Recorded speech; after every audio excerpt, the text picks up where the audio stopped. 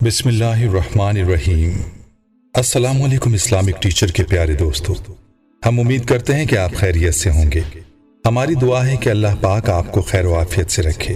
پیارے دوستو، آج کل ہر کوئی سنگل روم کی خواہش کرتا ہے، چاہے سفر میں، باہر کسی ہوٹل میں رکنے کی بات کی جائے یا پھر گھروں میں رات کو سونے کی بات کی جائے۔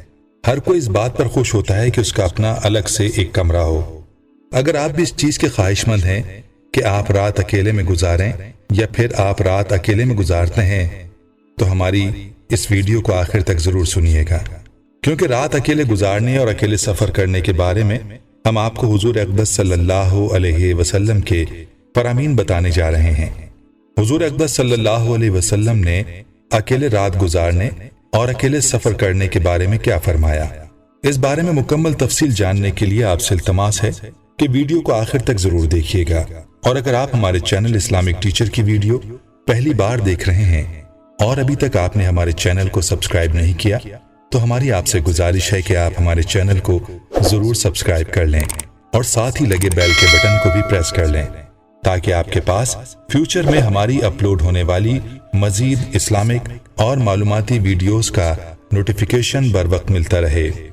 پیارے دوستو، ہم آپ کو اکیلے رات بسر کرنے کے بارے میں بھی بتائیں گے، لیکن اس سے پہلے بات کرتے ہیں سفر کی۔ یاد رہے کہ زندگی میں ہر شخص کو کسی نہ کسی ضرورت کے تحت سفر کرنا پڑتا ہے۔ اللہ تبارک و تعالی نے قرآن مجید میں حضرت موسیٰ علیہ السلام، حضرت خضر علیہ السلام اور حضرت ذوالقرنین علیہ السلام کے سفروں کا ذکر فرمایا۔ یاد رہے کہ سفر کے دوران انسان کو جہاں بہت کچھ سیکھنے کا موقع ملتا ہے، وہیں پر اس کو مختلف اتار چڑھاؤ کا سامنا بھی کرنا پڑتا ہے۔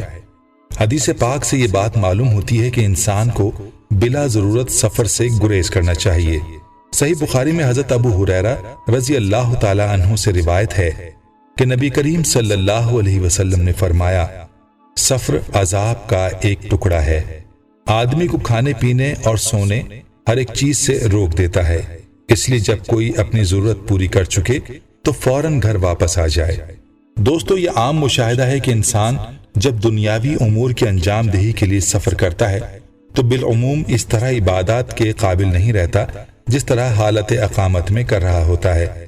لیکن نبی کریم صلی اللہ علیہ وسلم نے مسافر کو یہ بشارت سنائی ہے کہ اس کو اقامت کے دوران کی جانے والی عبادت کا ثواب سفر میں بھی ملتا رہتا ہے۔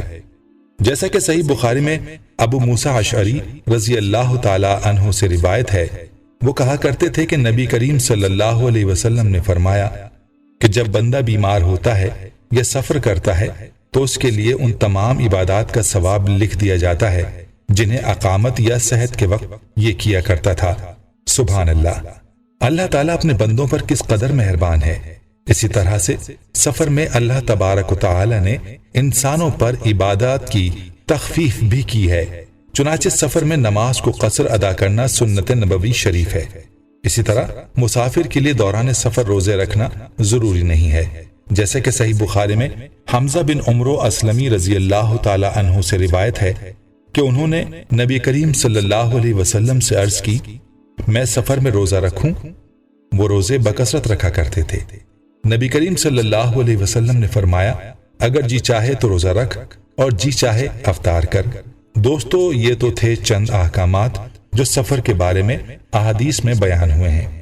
آئیے اب آپ کو بتاتے ہیں کہ اکیلے سفر کرنا کیسا ہے۔ دوستو، عام مشاہدہ ہے کہ اکثر لوگ سفر پر اکیلے روانہ ہو جاتے ہیں۔ انسان کو حد المقدور کوشش کرنی چاہیے کہ سفر میں اس کے ساتھ کوئی نہ کوئی ساتھی موجود ہو اور اس کو اکیلے سفر کرنے سے ممکن حد تک گریز کرنا چاہیے، کیونکہ اس بارے میں صحیح بخاری میں عبداللہ بن عمر سے روایت ہے کہ نبی کریم صلی اللہ علیہ وسلم نے فرمایا، جتنا میں جانتا ہوں اگر لوگوں کو بھی اکیلے سفر کی برائیوں کے متعلق اتنا علم ہوتا تو کوئی سوار رات میں اکیلا سفر نہ کرتا۔ دوستو، اب خود ہی اندازہ لگا لیں کہ رات کا سفر کرنا کس حد تک خطرناک ہو سکتا ہے، اور حضور اقدس صلی اللہ علیہ وسلم نے کن الفاظ میں انسان کو رات کے سفر سے متنبہ فرمایا ہے۔ اس لیے ضروری ہے کہ رات کے سفر سے اجتناب کیا جائے، خاص طور پر رات کو اکیلے سفر نہ کیا جائے۔ دوستو، یہ بات تو عام ہے جس میں مرد اور عورت دونوں شامل ہیں، لیکن صرف عورتوں کی بات کی جائے تو ان کے لیے خاص طور پر تاکید ملتی ہے۔ یاد رہے کہ عورتوں کو بھی کئی مرتبہ رشتہ داروں سے ملاقات، علاج و معالجے یا کسی ضروری کام سے سفر پر نکلنا پڑتا ہے۔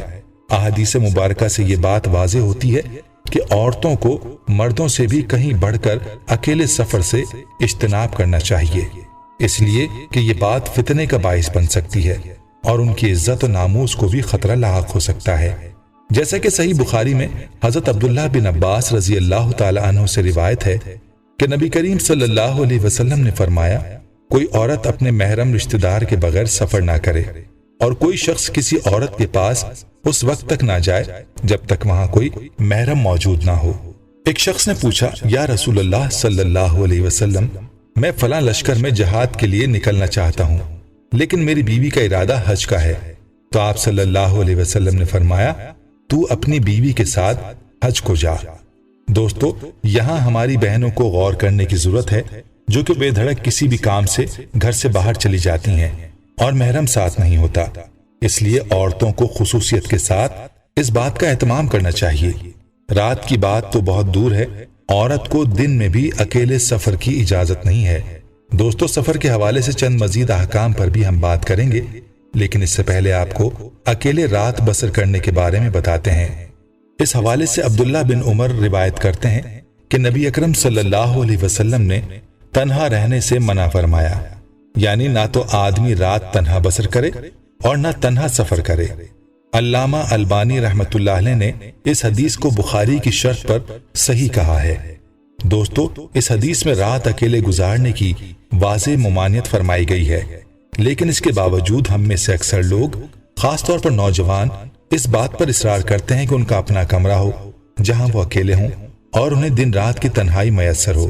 دوستو، اہل علم نے رات اکیلے گزارنے کی ممانعت کی بہت سی حکمتیں بیان فرمائی ہیں، جن میں سے چند یہ ہیں: تنہا نہ رہا جائے تاکہ شیطانی وسواس سے محفوظ رہا جا سکے، کیونکہ انسان زیادہ تر تنہائی میں شیطانی وسواس میں مبتلا ہو جاتا ہے۔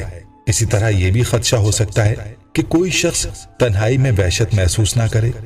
یہ بھی ایک حکمت ہے کہ تنہائی میں کسی دشمن، چور یا ناگہانی آفت سے محفوظ رہنا مشکل ہو سکتا ہے۔ تنہائی میں کسی بھی اچانک مصیبت، بیماری وغیرہ کی صورت میں کوئی نہ ہو تو پریشانی ہو سکتی ہے۔ دوستو، یاد رہے کہ رسول اللہ صلی اللہ علیہ وسلم کی ہر نصیحت پر عمل کرنے میں خیر ہے، اس لیے بغیر یہ سوچے کہ اس بات میں کیا حکمت ہو سکتی ہے، مسلمان کو حضور اقدس صلی اللہ علیہ وسلم کی نصیحت پر عمل کر لینا چاہیے، اسی میں اس کے لیے بہتری ہے۔ یاد رہے کہ انسان کو اللہ تعالیٰ نے ضعیف اور کمزور پیدا فرمایا ہے۔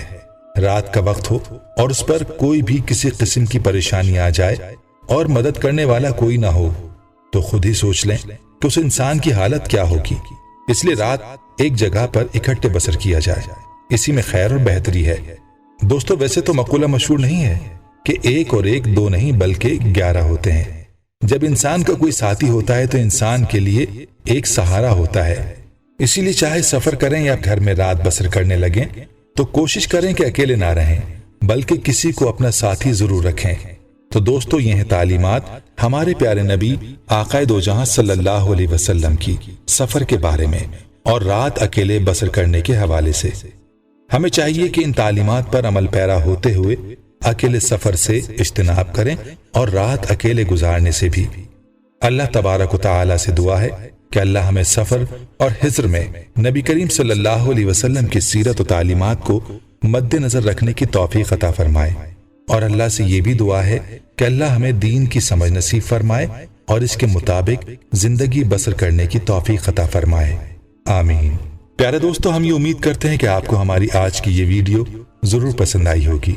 اگر آپ کو ہماری آج کی یہ ویڈیو پسند آئی ہے تو آپ سے گزارش کرتے ہیں کہ آپ ہمارے چینل اسلامک ٹیچر کو ضرور سبسکرائب کر لیں اور ساتھ ہی لگے بیل کے بٹن کو بھی پریس کر لیں تاکہ آپ کے پاس ہماری آنے والی مزید معلوماتی ویڈیوز کا نوٹیفیکیشن بر وقت ملتا رہے۔ سبسکرائب کے ساتھ ساتھ ہماری ویڈیوز کو لائک بھی کریں اور اپنی قیمتی رائے کا اظہار کمنٹس میں ضرور کریں۔ کمنٹس میں آپ اپنے سوالات بھی ہم تک پہنچا سکتے ہیں۔ اللہ تعالیٰ آپ کو اپنے حفظ و امان میں رکھے، آمین۔